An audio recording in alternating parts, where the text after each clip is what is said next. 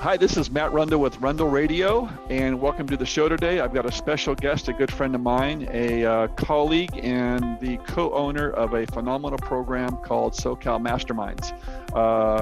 So the guest today is, he developed the program along with his colleague, Kirk. With me today is the initial founder of a program I'm involved with called SoCal Masterminds. I'm excited to welcome to the show, Mr. Randy Kirk. Randy, welcome to the show today. Hey, really cool to be here, Matt. I enjoy all of our relationships on all of these different levels, and glad to be on your show. Good. Well, I'm glad you're here, and we're going to share to the audience about what SoCal Masterminds is all about. And I'll just share with the folks that I was at a trade show. It was Inland Empire's greatest marketing event held at the Riverside Convention Center. It was December of 2018, and I saw Randy at a booth, and I visited, and we exchanged cards, and I got some connection with Randy a few weeks later, inviting me to a meeting. And the context of that meeting was, it was on a Tuesday from 3 o'clock to 7 o'clock. You might remember that one. Okay, it was held in Redlands at the Remax Advantage office. They've got a great conference room. And I thought, man, 3 to 7, I'm excited to go, but I can't stay that long. I've got, family. I got to go home, dinner, the whole 9 yards. And so I got there at 3 o'clock, and Randy was there, his partner Craig was there, and there was, I want to say, 5 or 6 other associates that were members of the SoCal Masterminds for that chapter. And the meeting started, and so I'm just going to share with you folks as we get into it, but it was a cross between Shark Tank and the show The Profit in that 4-hour meeting. And not only did I think I had to get going, but it turned to where, I don't want to go, then I don't want it to end. And it went from 3 o'clock to 7 o'clock. It was a wealth of information, and I've been hooked ever since. Really enjoyed it. I've learned a lot. It's helped me a lot in my business. So with that being said, my introduction to it, Randy, tell us what SoCal Masterminds is. Well, so here's the deal. Okay, I've started and managed over 40 businesses in my life. So I've been that guy. I've been the owner of the business. And what they say about being the owner of a business is true. It is lonely at the top. Now, I think folks that haven't owned a business don't really know what that phrase means. They think maybe it just means that because you're at the top, you have to make all the decisions. That's a lonely place to be. No, that's not it at all. But for business people that are listening to this show, if you own your own business, you're going to resonate with what I say next. Nobody gets you. Your spouse doesn't get you. Your brother or sister don't get you. Your parents don't get you. Even your friends don't get you unless they're in small business too. Because your world, the way you operate, the things that you do, nobody gets it if they haven't been there. What happens in SoCal Mastermind is you put together 5, 6, 7, 8, 9, 10 other small business people who all have the shared experience of being lonely at the top, all have the shared experiences of how they run their business on a day-to-day basis, the issues they run into, the challenges. And so as a result, there's a connection. There's almost immediate intimacy because you get one another. Yep. And you're when you say something, the other guy can finish your sentence, which is my definition of intimacy. So the inspiration was you and your career doing this business. You partnered with Craig Carrotco, and the two of you came up with the SoCal Mastermind. So the inspiration was your prior business and wanted to take this to the entrepreneur out there in the marketplace and help them out, right? Yeah. So the funny thing is that I had for the last 13 years, I had been a business consultant. In fact, I still am a business consultant, and I help small businesses, grow and prosper. But I had joined a mastermind group. It was a group of people that got together in Riverside. And I had joined this group, so had Craig. And as we're involved in this, and Craig is a business coach. Mm-hmm. So I'm a consultant and he's a coach. I claim that the difference between a consultant and a coach is that a coach doesn't hold their clients accountable. Whereas a coach, it's all about accountability. So anyway, Craig and I are attending these mastermind meetings. And one day I turned to him and I said, I don't know about your clients, but I know that my clients are changing faster in mastermind than they do under my leadership. And he goes, oh yeah, no doubt about it. And so we started thinking about that. And the reason was, we think and still believe after 3.5 years of doing mastermind meetings, The reason why people change so fast is peer accountability Okay. and peer involvement. So if I tell you, Matt, boy, you should get an assistant. What you really need in your business is an assistant. And you're like, oh yeah, okay, Randy, whatever you say, but if you have 6 or 7 of your peers go, boy, based on what we're hearing from you, Matt, the number one thing you need to do is get an assistant. Well, that has a lot more authority and a lot more power than even your paid consultant does. Yeah, I've experienced that. So let's give the folks, because there's a lot of business people out there, realtors included, that could benefit from this. Let's give the framework. Now, when we started, the mastermind group was 3 p.m. to 7 p.m. It's been modified. Now it's 3 p.m. to about 6 to 6:30 p.m. Correct? Based on the content and the membership. All right. So I'll just share, then you can jump in. My first meeting was walking in the room, and I didn't know anybody. I'd met Randy briefly, but I didn't meet anybody. I walked in, and I got there right at 3 o'clock. And they were in a dialogue of kind of starting to just doing small talk, all right? Then the meeting started. They went around the room and did introductions. So everyone got a chance to say who they are, what they do, just so everyone knows their name. And then we had one of the gentlemen was on what you call the hot seat, right? Yes. Okay, we call it the hot seat. Randy and Craig call it the hot seat, for lack of a better word, but it's kind of the hot seat. So the beauty of the mastermind group is that one person from that group is highlighted during that meeting. So I got to witness firsthand a gentleman that was in the computer business. He was being the spotlight, and he shared about 5 minutes or so of his business platform. And then the group, there was, I believe, 6 of us at the time, we were able to ask him a question. So it was this, again, it was kind of a Shark Tank-esque, profit type-esque scenario that was just riveting. Like I said, I would say, Randy, when you think like, oh my gosh, you got mastermind, it's 4 hours, I can't make it. Then when you go to the mastermind meeting, you're there, it's like, it's only 4 hours, can't we go longer? So, but set that up, because so you have the hot seat, and talk about that, and we'll kind of go into the rest of it. Yeah, so before that meeting, whoever's in the hot seat that month actually sits down with Craig and I, and we work with them to determine some clarity about their business. What are their strengths right now? What are their weaknesses? What are their opportunities? What are the major threats? What's keeping them up at night? Do they have employee problems? Do they have supplier problems? What's going on in their business? And we try to clarify so that when they come before the rest of the group, they can bring up the subject matters that are of the greatest importance to them at that time. Plus, Craig and I now also have a really good idea of what's important to them so that we can steer the meeting. We can make sure that we don't go down so many rabbit holes that they get their major issues answered during the meeting. So then they jump in the hot seat, and as you point out, they usually think they'll be talking all the time. Usually they get about 5 or 10 minutes, and then all of a sudden the group is jumping on it.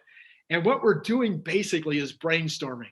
It's a brainstorming environment where the whole goal of that hour or hour and a half when that person's in the hot seat is to help them identify more clarity than they came in with, but also, okay, what am I going to do about it? Right. How am I going to repackage this product? How am I going to price this differently? How am I going to hire this new person? Where can I find them? Maybe I need to fire somebody, or maybe I got somebody that's creating a mess in my company. Do I need to fire them, retrain them? We've had people that have actually changed positions, with one person changing over to this position and somebody else changing into their position. That worked out great, which would have never been thought of but for Mastermind. So there's all kinds of issues that business people are dealing with. What we do is we brainstorm for this entire hour and a half, roughly, about that person's business.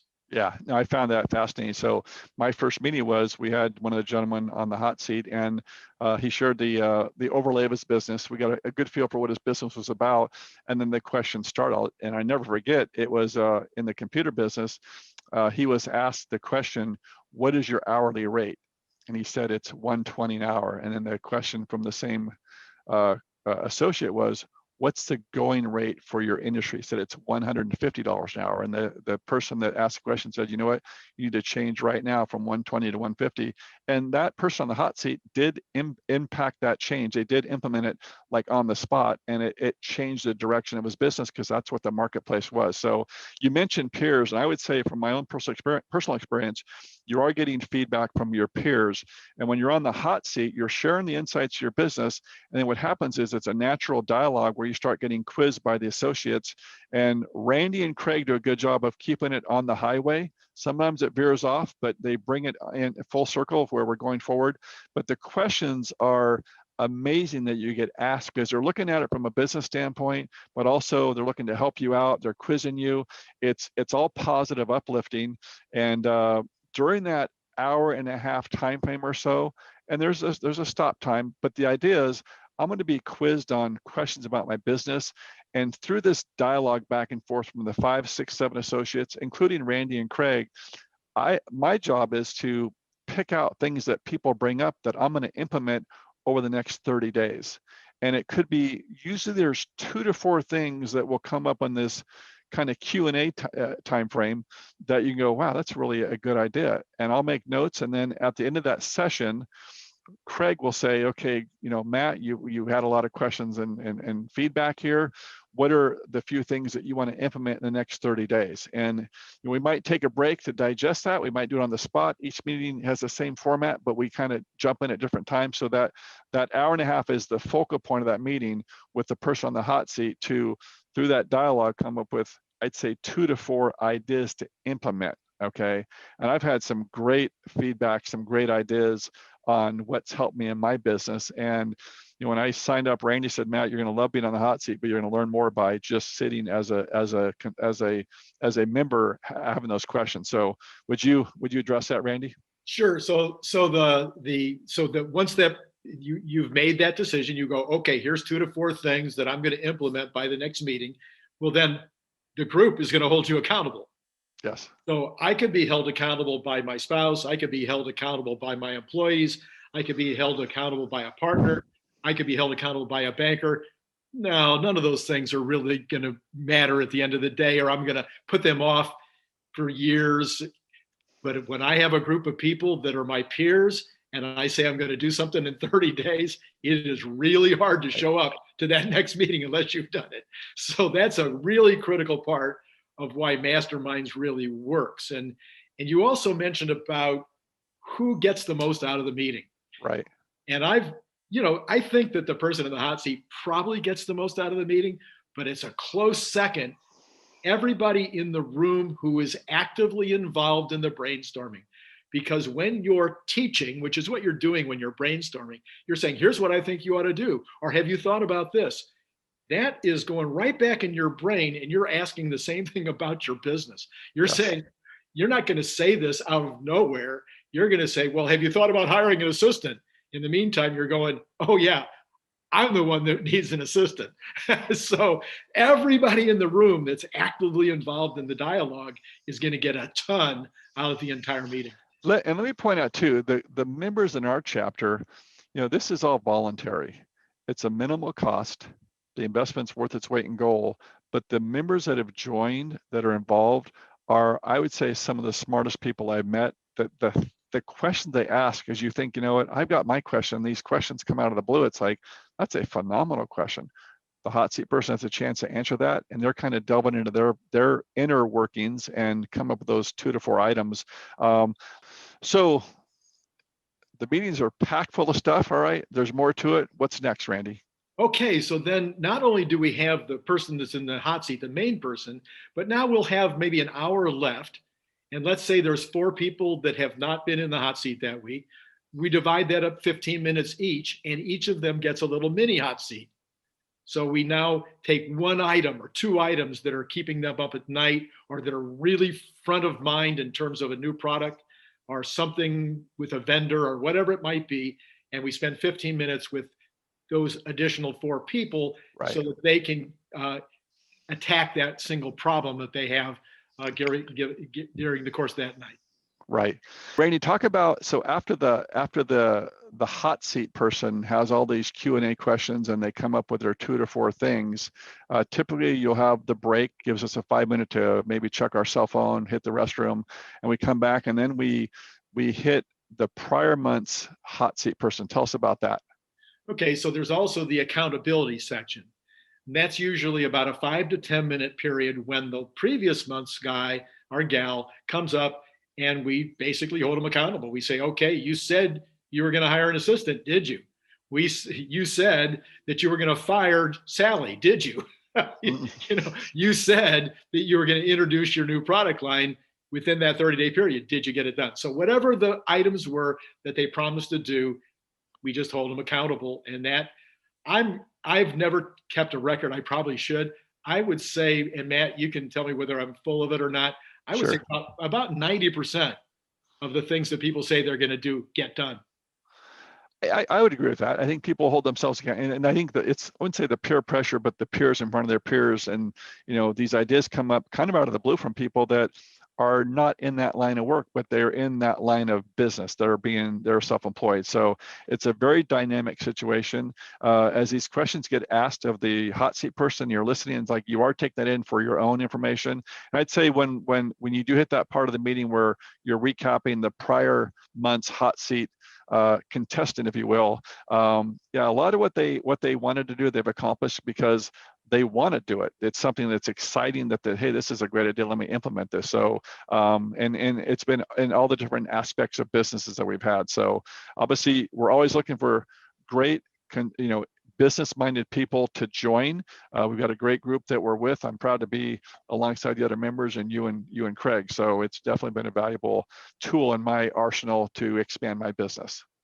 Yeah, so I'm really glad that you had me on your show, and we definitely are looking for new members, and we're trying to start new groups. So I'm look forward to folks giving me an email or a phone call, and we'll be glad to talk to them about a group they could join. Great, Randy. Thank you very much for joining Rundle Radio. We appreciate it. So folks, Randy Kirk, SoCal Masterminds, you can reach him with the contact information below. Randy, thanks again. Rundle Radio, we're out. Okay.